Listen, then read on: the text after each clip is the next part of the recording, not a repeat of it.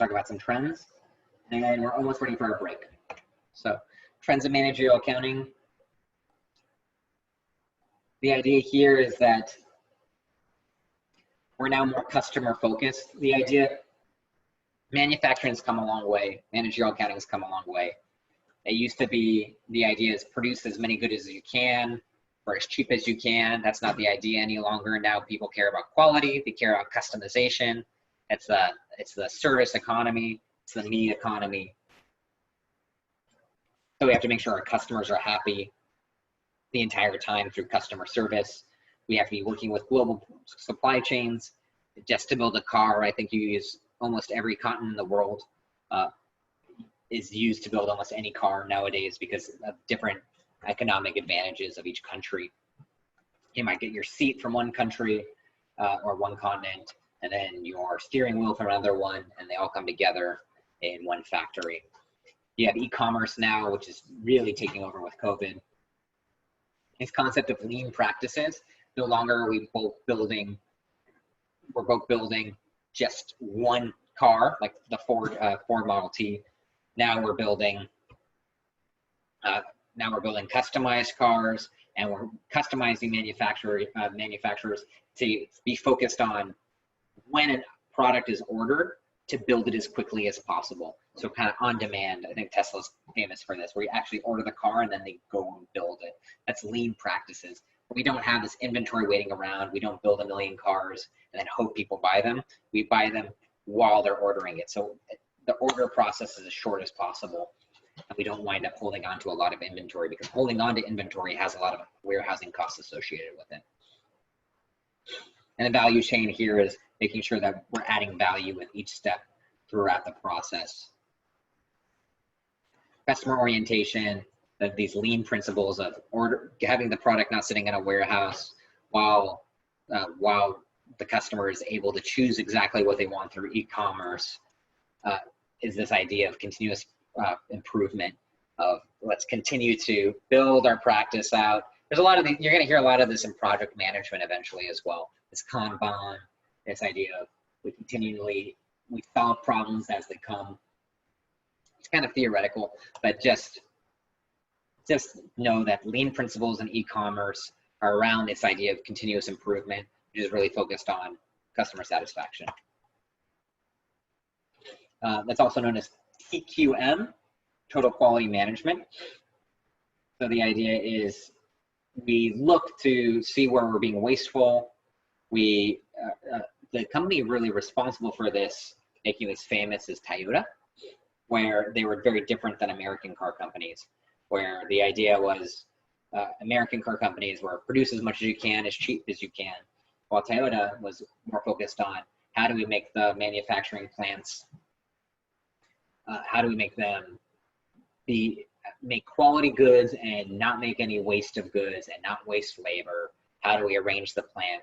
And they have these systems where anytime an employee had an idea to improve the system, they could actually stop the system with one belt. Anyone had the ability to do this in order to make sure that the system was operating at efficiency. It wound up being inventing something called just-in-time manufacturing, which wound up being really, really helpful in really improving the quality. So the idea is here, if an employee ever sees any kind of waste, if they catch and are able to improve quality, if employees try new methods and improve the quality through these methods, they get rewarded for it. So the idea here is let's not focus on making 1 million products, let's focus on making 100,000 products, but those products cost less and work better than the competition.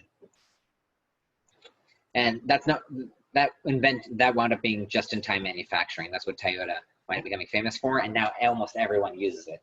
The idea now is, instead of just making a bunch of goods, you receive the order, and once you receive the order, then you schedule the production. And so why we weren't able to do this before is you'd have to build a plant, and then the idea here is, let me think of the best way to explain it. The less time you have a plant working, the more overhead you have per item, because that plant costs money to maintain. You have your electricity, you have your rent, you have all these items, you have your depreciation. And so previously companies wanted to maximize the output of each plant, but they determined that actually what matters more is building quality goods. So instead of having the plant running at 100% at all times, you waited for customer orders. So you had newer products that were built, wasting warehousing space and all these other items. So just in time wound up being much more advantageous and leading to much higher quality and more profit, which seemed redundant. It seemed wrong. It seemed counterintuitive because you'd expect there to be more profit if you maximize the output, but that's just not the case.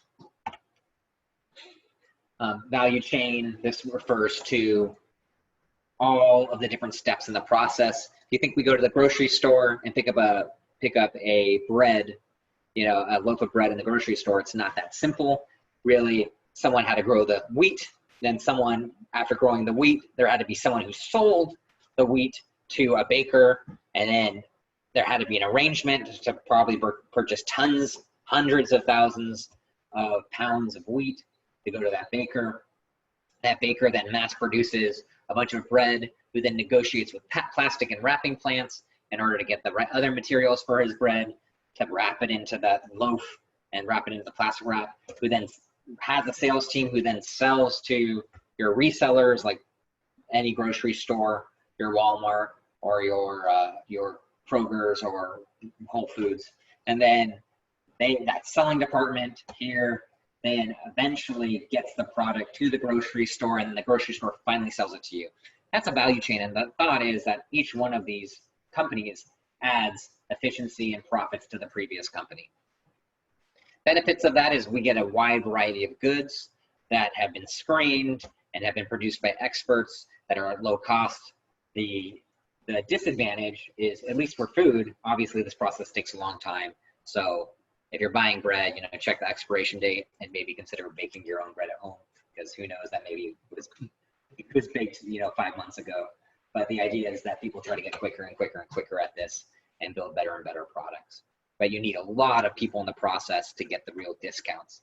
Or like for you and I, if we were to bake a piece of bread ourselves, a loaf of bread ourselves, the time going into baking that loaf of bread, likely we couldn't make thousands of loaves and sell them for $1 a pop, while Kroger can.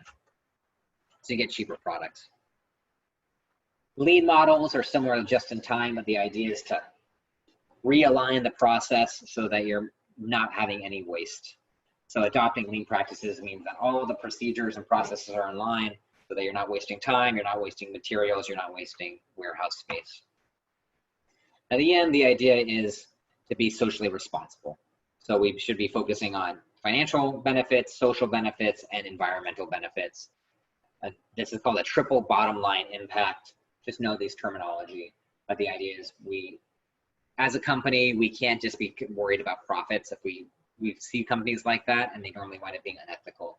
We should be worried about our employees, getting them good benefits, giving them a good standard of living, and also worried that our products are doing the welfare of society. So a good example, the questionable products are smoking or drinking products, like alcohol or weed nowadays, cannabis. Are we being socially responsible if we sponsor and build a company that distributes these products? It's questionable if it leads to addiction. And then of course, I don't want to go into the debate of privacy and personal responsibility and personal choice. Like obviously we can eat fast food versus eating organic food or organic fruits and vegetables. But the idea here is with any of these decisions, even like McDonald's, for example, they are starting to put the calories on the menu. They started offering fruits and vegetables with their meals because of corporate social responsibility. Not just because of that, but because corporate social responsibility actually leads to more profits. If you care for your consumers, they're generally going to be repeat customers.